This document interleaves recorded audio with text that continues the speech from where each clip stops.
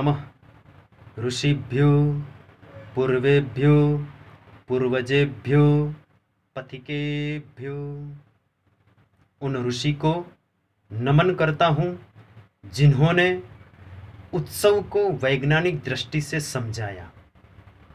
उत्सव हमारे नीरस जीवन में उत्साह भर देते हैं, हमें ताजगी देते हैं, इसलिए तो सदा प्रिय लगते हैं। टैगोर जी ने कहा है, आनंद अमार गोत्र, उत्सव अमार जाति। जीवन उल्लासमय और आनंदमय जीने के लिए है, ये प्रेरणा हमें उत्सव देते हैं। ज्योतिष में 4 स्वयं सिद्ध मुहूर्त बताए हैं।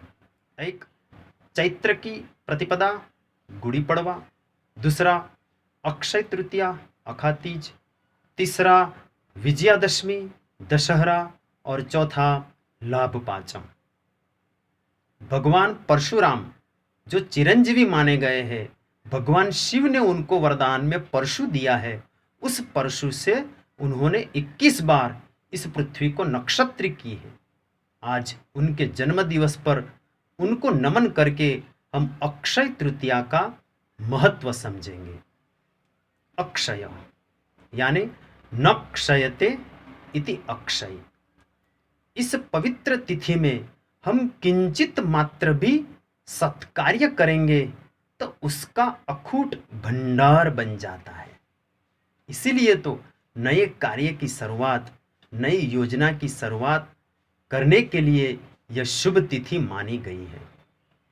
अक्षय तृतीया हमारे मन को सुधार करने का भी अवसर देती है। निज मन मुकुर सुधार।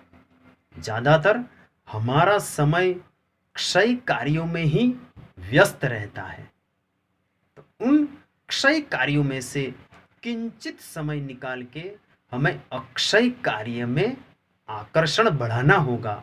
यह हमें संकेत देती है। अपनी विवेक बुद्धि से हम सोचें कि क्षय कार्य कौन सा और अक्षय कार्य कौन सा। क्षय इस जगत को लेकर के संसार की समस्त चीज वस्तुएं और हमारा शरीर, ये सब क्षय सर्वाणि भूतानि, ये सब नाशवंत है। इसीलिए तो जब बच्चा माँ के पेट में होता है, जायते, फिर बाहर निकलता है अस्ति, फिर धीरे धीरे बढ़ता है वर्धते, फिर बढ़ते बढ़ते क्षीण हो जाता है अपक्षयति और धीरे धीरे विनश्यति। तो संसार की समस्त चीज नाशवंत है। इस बात को कबीर जी ने अपने दोहे में खूब कहा है।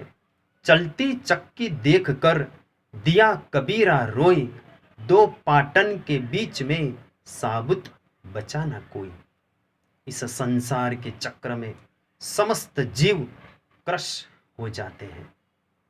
तो क्या करें ताकि हम अपने आप को अनक्रश रखें, अनब्रेकेबल बनाए। अक्षय तृतीया हमें यह मौका देती है कि भाई अपने जीवन में से किंचित क्षण, किंचित समय तुम अक्षय कार्य में लगाओ। अक्षय कार्य कौन सा है? अक्षय परमं ब्रह्म, अखंड एक रस ब्रह्म। इस नाशवंत जगत में अखंड स्वरूप, अक्षय स्वरूप केवल ईश्वर है।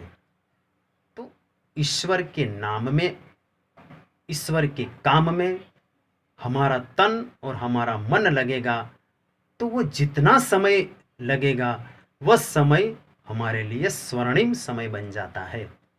यथा स्पर्श मणिस्पृष्ट्वा लोह कांचन तागत। जिस प्रकार से एक लोहे को पारस का स्पर्श हो जाता है तो वो स्वर्णिम बन जाता है, ठीक इसी तरह इस पारस रूपी अक्षय तृतीया के समय में हमारा किंचित काल, क्षणिक समय हम शुभ कर्म करेंगे तो वो समय भी हमारा स्वर्णिम बन जाएगा। वरना इस भवाटवी में भटकते मिटा न मन का मोह, पारस लग पहुंचा नहीं तब तक लोह का लोह। इस भवाटवी में हम भटकते रहेंगे और एक दिन जंग लग करके इसको हम शरीर को नष्ट कर सकते हैं, या तो फिर ऐसे अक्षय स्वरूप परमात्मा के कार्य में हमारे तन और हम मन को लगाकर जीवन धन्य भी कर सकते हैं। ये संकेत हमें अक्षय तृतीया की तिथि देती है। ओम